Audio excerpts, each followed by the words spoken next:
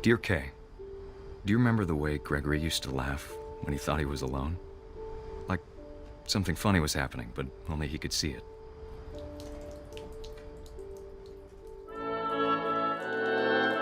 I think he saw things the rest of us don't.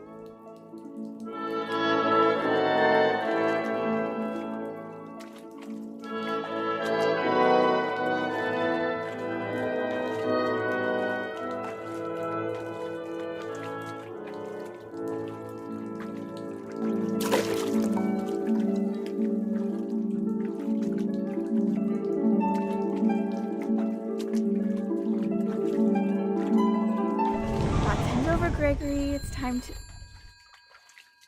Hold on, sweetie. Hello? Sam, I told you I don't want to talk right now. I wonder what he saw. What his world was like.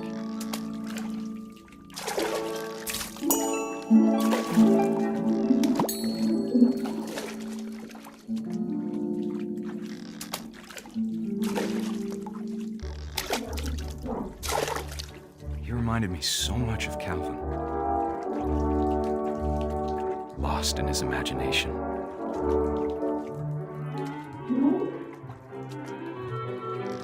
Whatever it was, he saw it.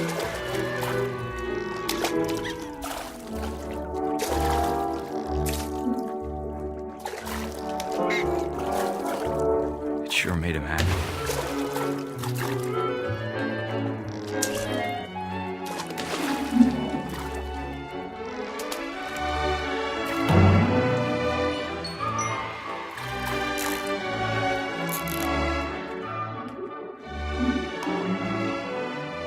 Silly it sounds.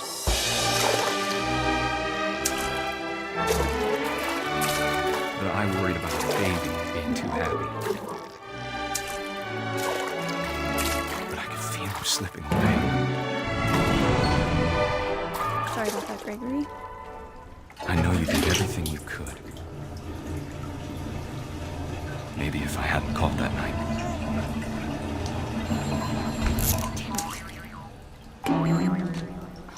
I wish he could have told us about the world he saw.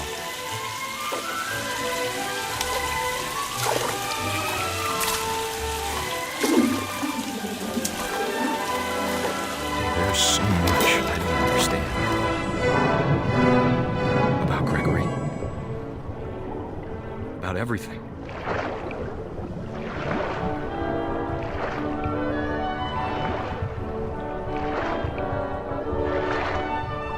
Know what happened wasn't your fault.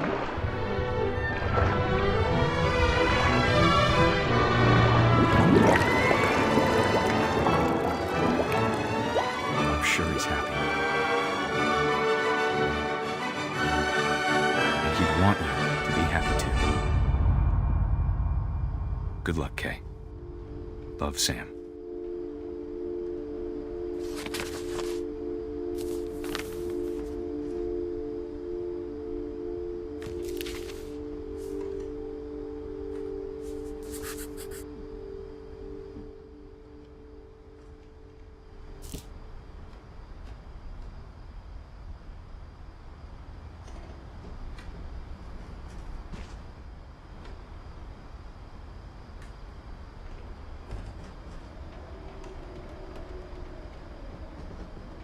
I can't imagine my mom ever writing poetry, and yet...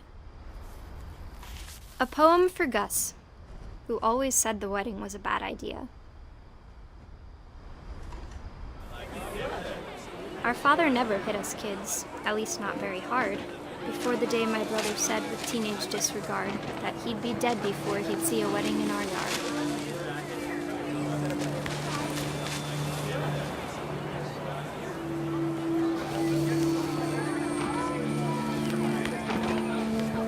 Father made him come, of course, but Gus stood far apart, just flew his kite and bottled up the storm inside his heart.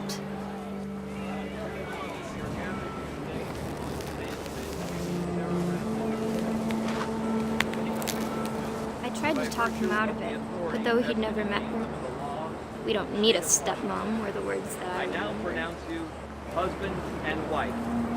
You may kiss the bride.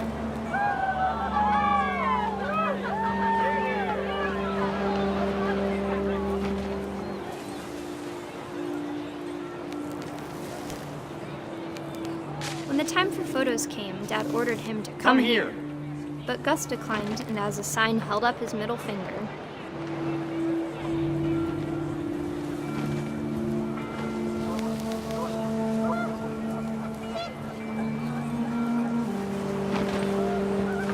The wind picked up, and panicked geese appeared and quickly went. But all the humans did that day was go inside the tent.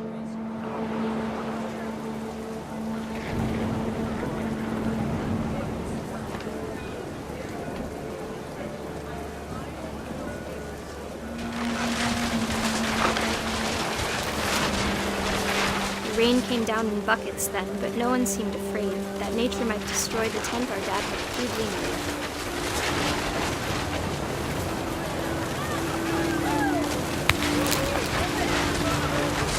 The thunder sounded much too close and full of angry power. But all my father said to this was, "Make the music louder."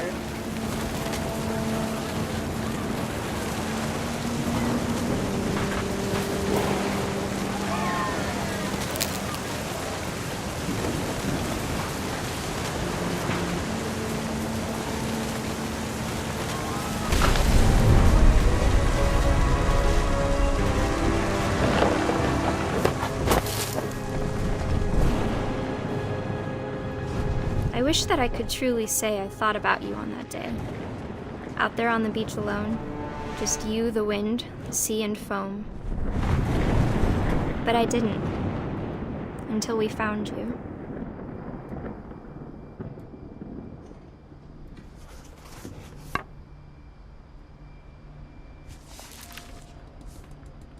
She never talked about him, but Mom told me once if I was a boy, they were going to name me Gus.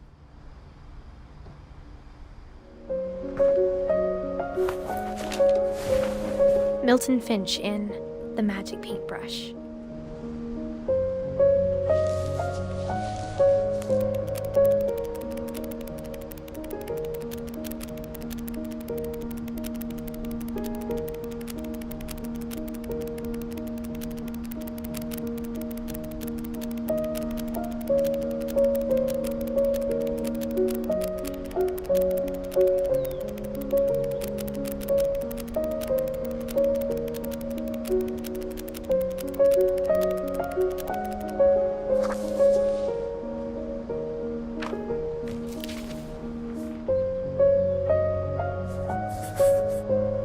I was 4 when Milton disappeared.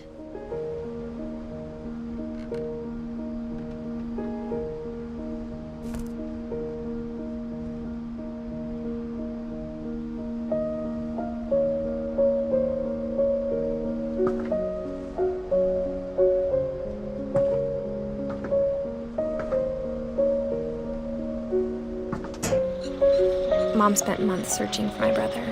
Then she sealed the doors.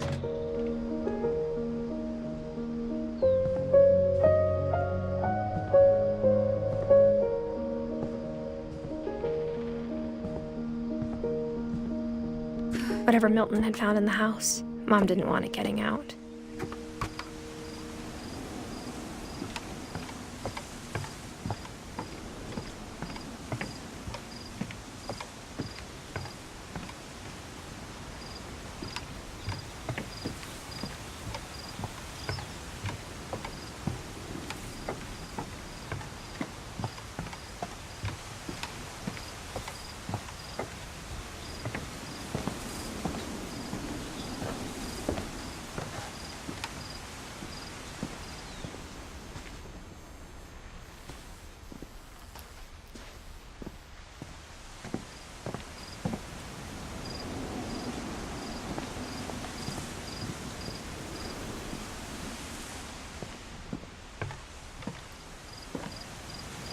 Mom definitely blamed Edie, but I think Louis blamed himself.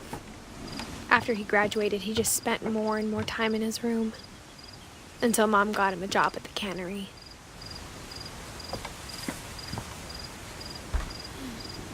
Everyone always told me to stay out of Lewis's room. Except Lewis.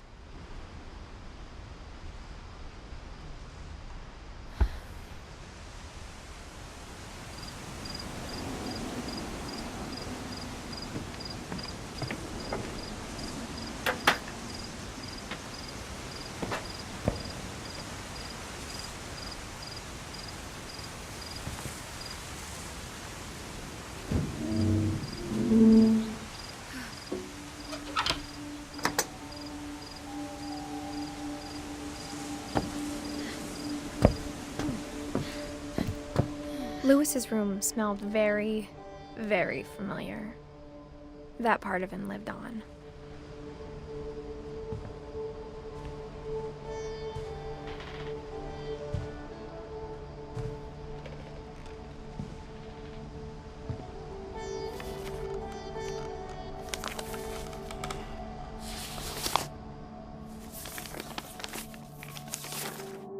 Dear Mrs. Finch, as Lewis's psychiatrist, I can understand your desire for an explanation. As I see it, the trouble began in January, shortly after we convinced your son to seek treatment for substance abuse. Newly sober, I believe Lewis first noticed the monotony of his daily life.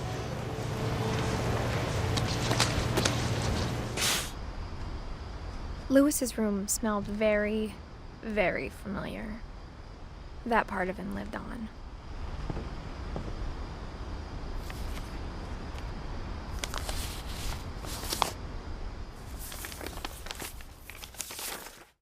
Dear Mrs. Finch, as Lewis's psychiatrist, I can understand your desire for an explanation. As I see it, the trouble began in January, shortly after we convinced your son to seek treatment for substance abuse.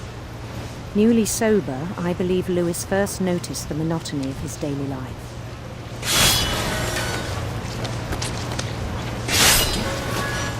He kept working at the cannery, but he withdrew part of himself. In our sessions, I saw the same behavior. His mind began to wander. I asked him to describe it. He said he started small, imagining a labyrinth. He'd feel his way about. Then something moved. Bats and toads. And things that have not names. He knew it was all in his head. But he took it very seriously. I had hoped he'd find himself.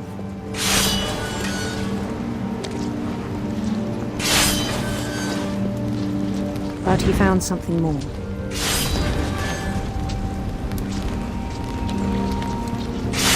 I worried about him then. Daydreaming at the cannery. I spoke with his boss. But he said Lewis had become a model employee. Methodical, tireless, focused. Like a whole new Lewis. So I let him go on.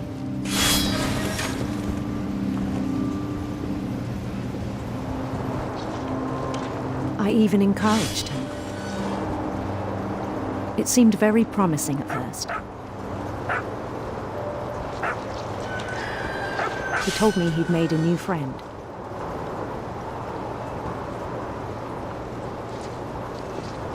On the edge of a city he named Lewis Topia. He built the city up slowly, brick by brick. Then he made musicians.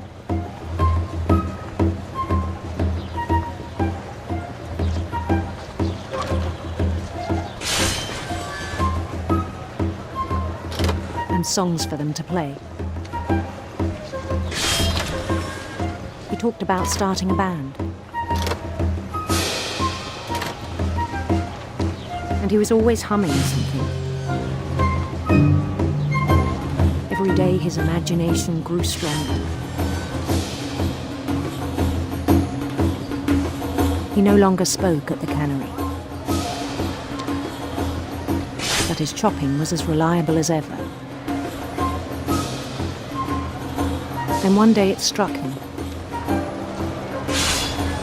that all the cheering crowds, even the stones under his feet,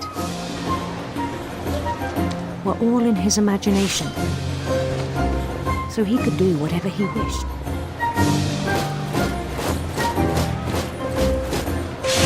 He held an election for mayor, and he won. They begged him to stay, but his mind was already wandering. It became a game for him.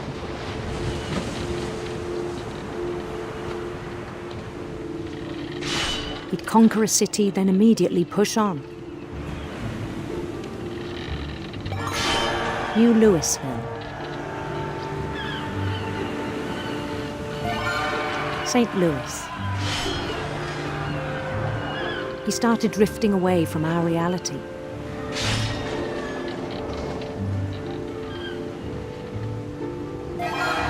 Minneapolis, until one day he forgot to go home from the cannery. Even as his mother pleaded with him, part of Louis kept sailing on.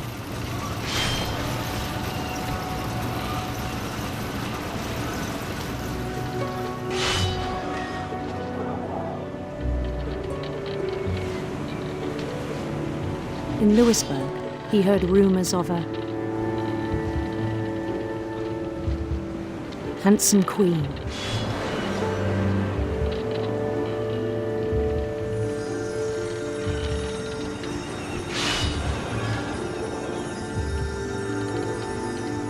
The queen was on her own quest for sinister serpents.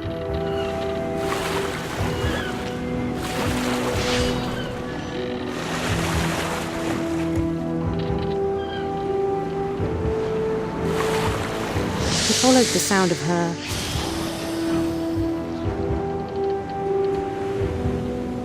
electric sitar.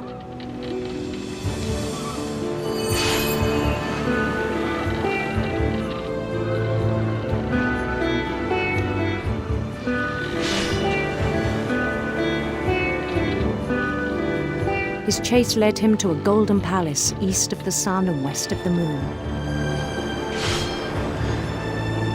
Even then, his logic remained sound.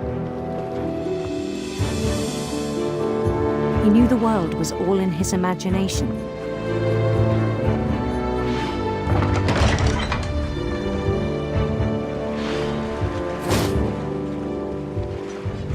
But he was so proud of having created it.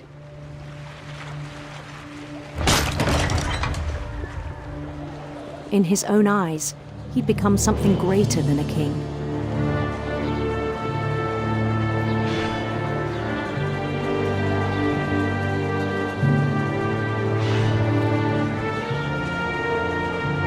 For someone who'd never known success in the real world, I think it was overwhelming. And then it struck him that the real Louis was not the one chopping salmon, but the one climbing the steps of a golden palace.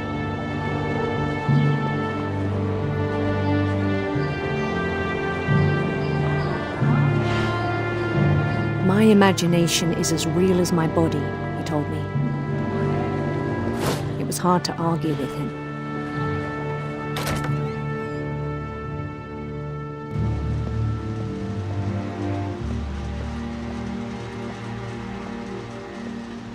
He began to forget the world we know.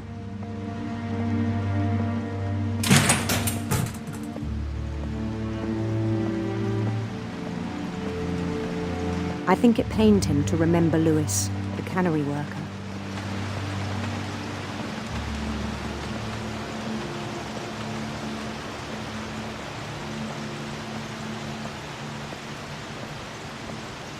He began to despise the man with a royal contempt.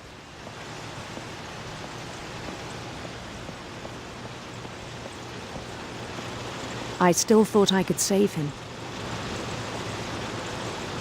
Even after he said he was being crowned king over all the lands of wonder. The palace would be packed with his companions.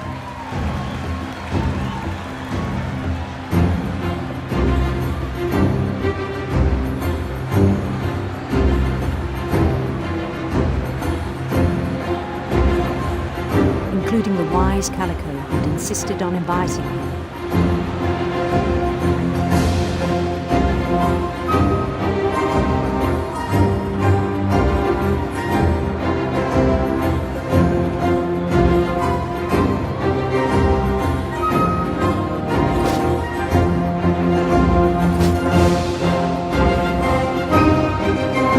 His queen waited, holding his crown.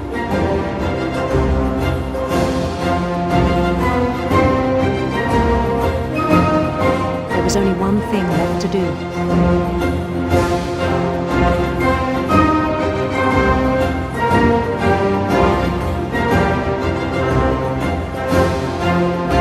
Bend down his head.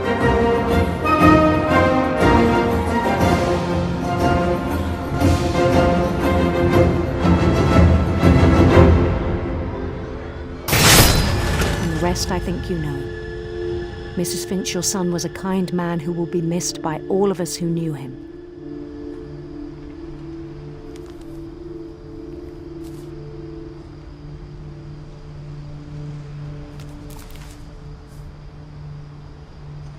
My brother was really cool. I wish you could have met him.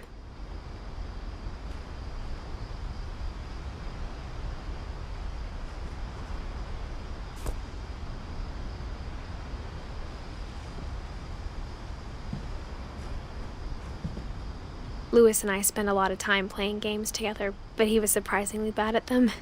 He died a lot.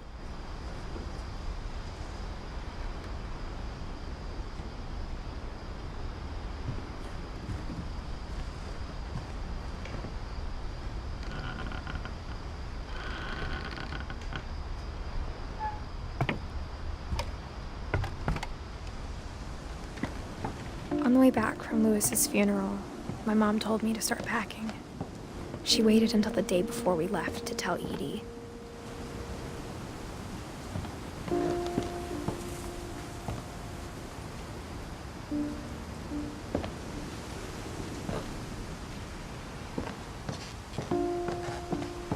I'm not sure if she wanted to make it easier or harder.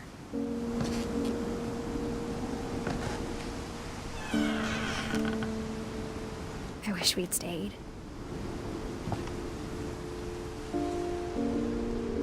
But I understand why we left.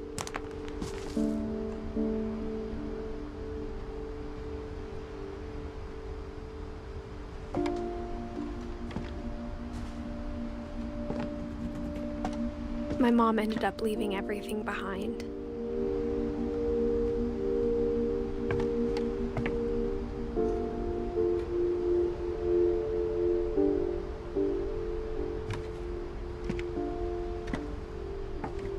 What happened that night had been coming for a long time. Maybe it should have come sooner.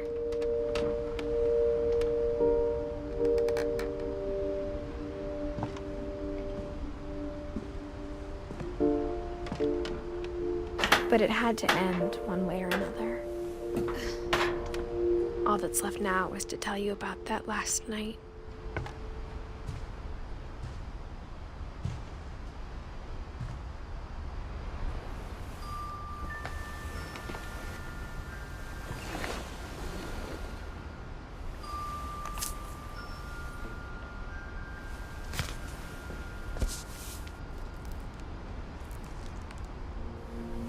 That whole last day, Edie just watched us pack and didn't say a word.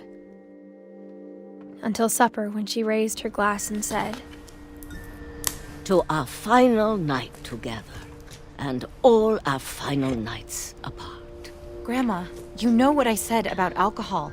Some of your medications are very Edith, specific. I left a present for you in the hallway. Why don't you go open it? The grown-ups have to argue now. I'm sorry, you're right. We're all leaving tomorrow. Let's just enjoy our last... I'm not leaving. Edith, you're excused.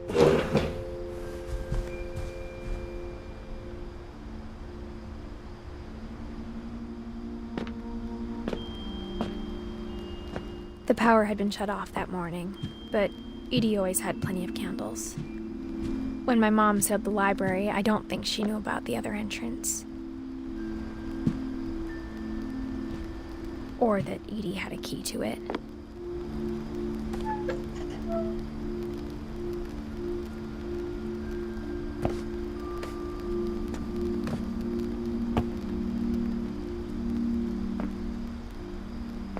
That thing you're afraid of isn't going to end when you leave the house.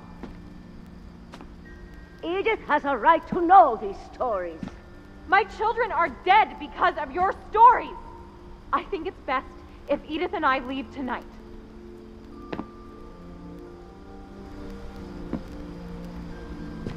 We'll have the nursing home send a van for you in the morning. Okay?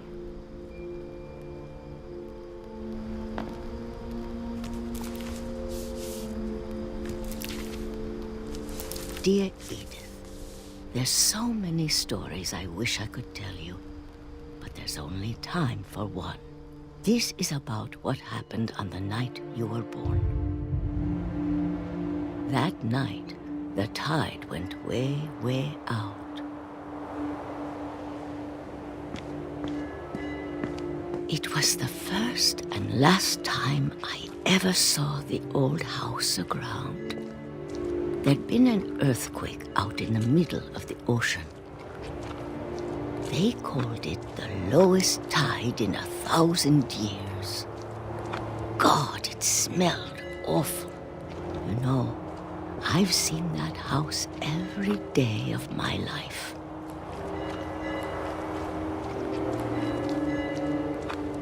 But I never thought I'd go back to it. When the fog rolled in, I lost my way.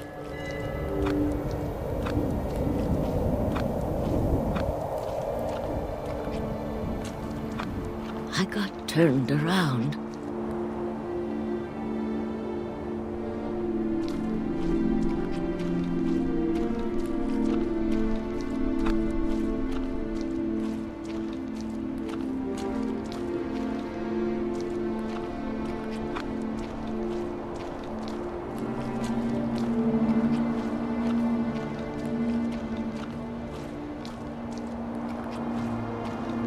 I started seeing things.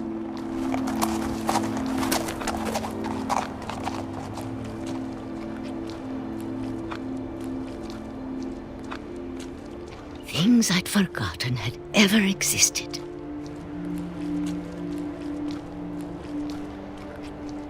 But when I saw them, they felt like old friends. That night, a lot of things came back to me. Or maybe I came back to them.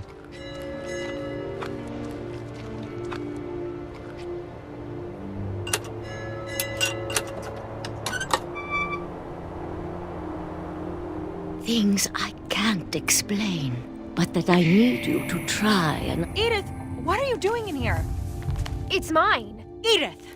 Mom, you're gonna rip it! Let go! I kicked and screamed, but Mom dragged me to the car.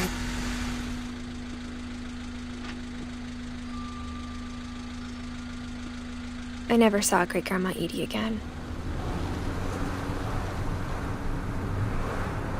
The next morning, the van came to pick her up, but she was already gone. After that, we moved around a lot.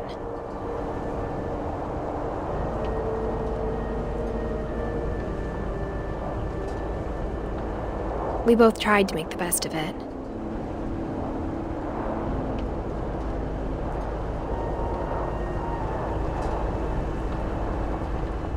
A few years went by.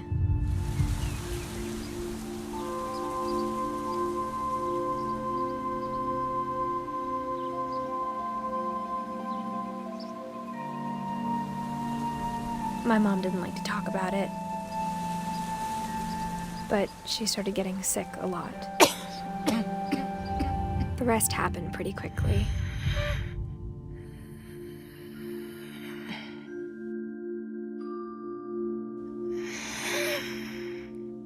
She got better for a while, and then she didn't.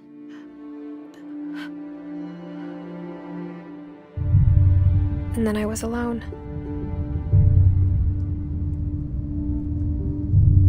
The last Finch left alive.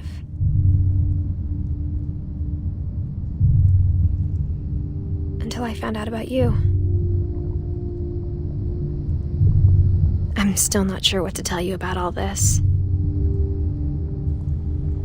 If we lived forever, maybe we'd have time to understand things. But as it is, I think the best we can do is try to open our eyes. And appreciate how strange and brief all of this is.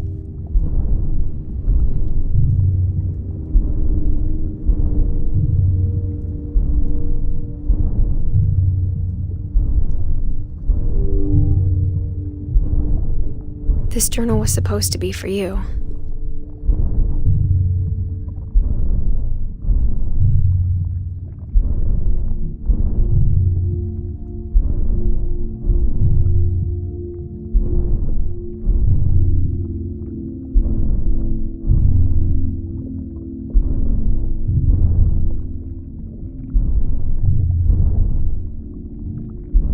But now I hope you'll never see it. I just want to meet you and tell you all these stories myself. But I guess if you're reading this now, things didn't work out that way.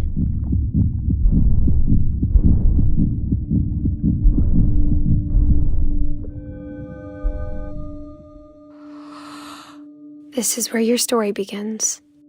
I'm sorry I won't be there to see it. It's a lot to ask, but I don't want you to be sad that I'm gone. I want you to be amazed that any of us ever had a chance to be here at all. Good luck.